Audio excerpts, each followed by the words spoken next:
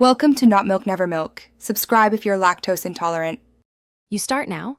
Shut down the HP Pavilion, unplug the power cord, and drain residual power by holding the power button for 5 seconds. Once done, ground yourself with an anti-static strap or touch the case frequently so you don't fry components. Remove the side panel and position the tower so you can access the motherboard. Identify the graphics card in the primary PCIe X16 slot and follow the visible power connectors. This is where you'll disconnect. Now you remove the old card.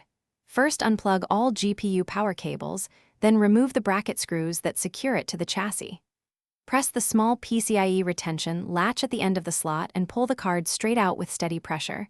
Do not rock or twist, which can damage the slot. To install, align the new GPU's gold fingers with the slot, seat it firmly until the latch snaps, and replace the bracket screws. Make sure metal faceplate aligns to keep proper airflow and clearance. Finish by connecting the correct 6-pin or 8-pin PCIe power cables securely to the card. Adapters can work but avoid overloading a single rail.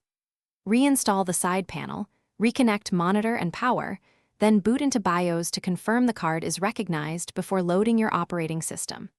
Install the latest drivers from the GPU maker to enable full performance. If you get no display, shut down, reseat the card and power cables. Try the onboard video to isolate the issue, and test another PCIe slot if available.